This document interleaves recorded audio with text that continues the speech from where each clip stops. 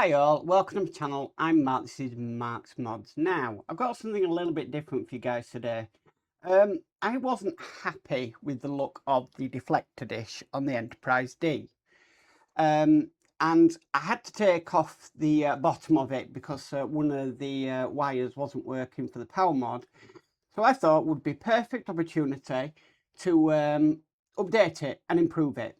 So basically, I was following these instructions. So these are from Marvel Phoenix, Build the Enterprise D, from mypartworks.com.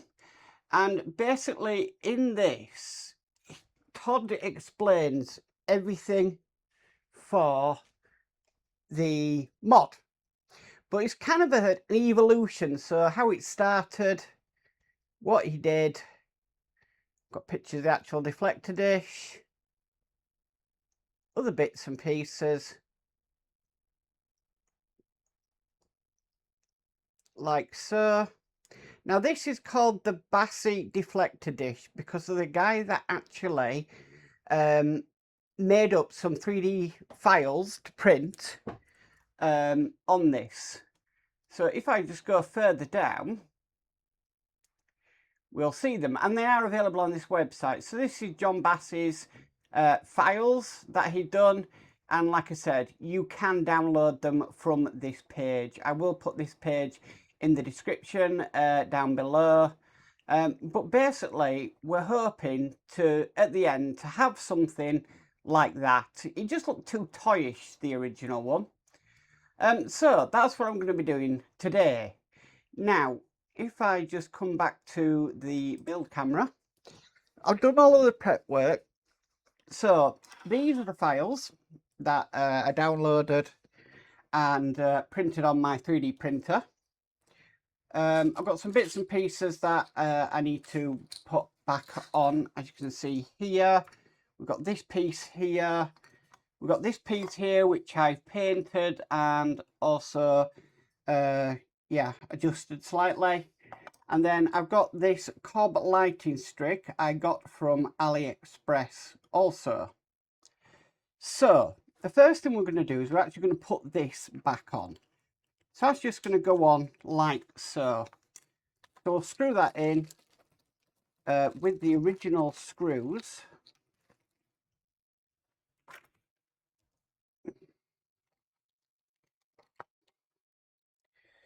I've got to admit, it does look pretty cool when it's going to be done. Okay, so let's screw this back in.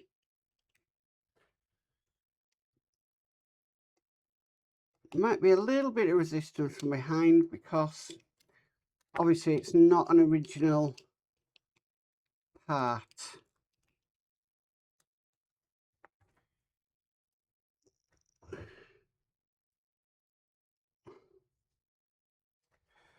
Don't know if these are the correct screws or not, but sure we'll find out. I'm sure I took them off in order. That's one in there.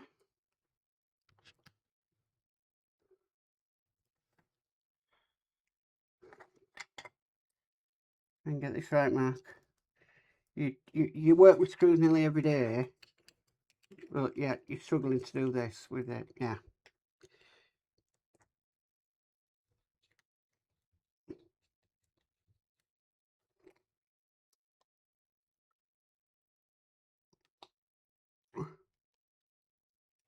Go figure.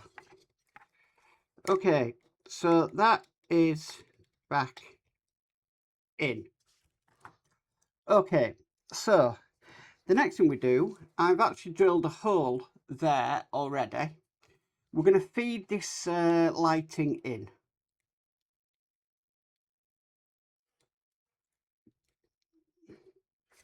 I'm just going to snip off that end bit there.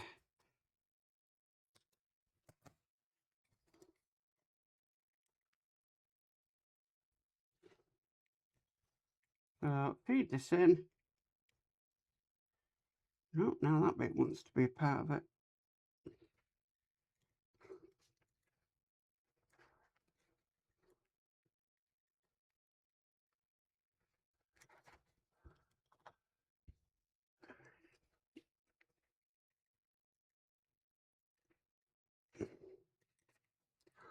Okay, so we've got something like this now.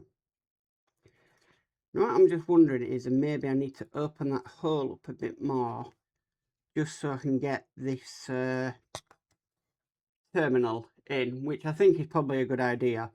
So give me 2 secs, I'll get the hole a bit bigger and then we'll be back. So back in a sec. So much later that the old narrator got tired of waiting and they had to hire a new one. Okay guys, so I'm back. Yeah, we ran into problems. So I've got the cob LED strip in there now. I did make the hole a little bigger, but then what I've done is I've actually just put some hot glue on the back of this because just to keep the wire in place. The reason why this has taken so long to do is I didn't realise that when I was testing this on the model and it wasn't coming on, I'd accidentally reversed the polarity on it, and that's why it wasn't coming on. So I had to order a brand new LED strip, but I have tested it and it is working now. I've sorted out the wiring. And basically, if you can see there, just reversed it coming off of it. Okay, the next thing we need to do is we need to put this back in. Now this was blue originally, but what I've done is I've soaked this in some isopropyl alcohol, stripped the blue lacquer off, and then frosted it just like we did with the nacelles. So I'm going to put that on now.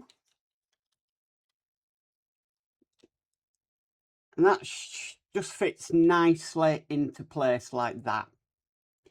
And then we need to put this piece on next. Again, this is one of the 3D pieces.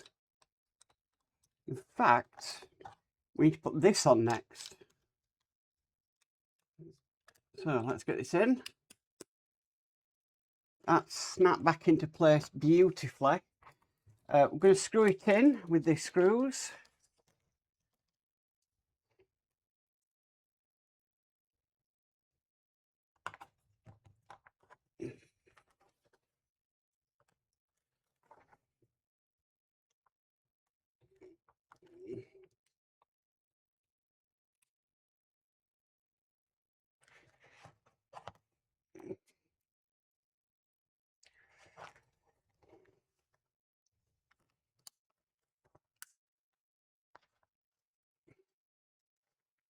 So obviously things are going to not fit as they did when we put the original on.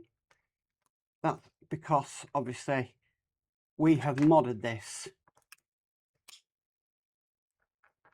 So that is in place. Then we're just going to put this over the top. And again, that just fits nicely into place. Now we can test this. To the side, I've got my Lane Test Pro. So if I plug this in, press the button, should come on. Need to click reverse. As you can see, that's just slightly bright. Let me just turn off the lights. And there you can see, I am really happy with the results of that. That looks so much better. It was just way too bright before.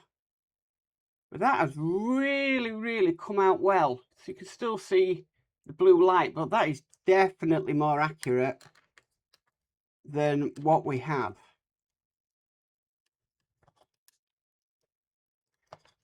Perfection. I'm happy with that. So all it needs to do now is put this back on the star drive section and we are away. Which I'll be doing this once after this video. Turn the lights back on. But yeah, I'm really happy with that. Really happy. Could maybe do with a bit of the yellow touch up around the sides, but I don't think it's going to matter, to be honest with you, when it's switched on. So just unplug this. There we go. Fantastic. So, mission achieved. Took a bit longer than what I thought it would do, but I'm happy with the outcome. And I think that's all that really matters in this, that you are actually happy with what you end up with. So guys, that is the John Bassi deflector dish mod done.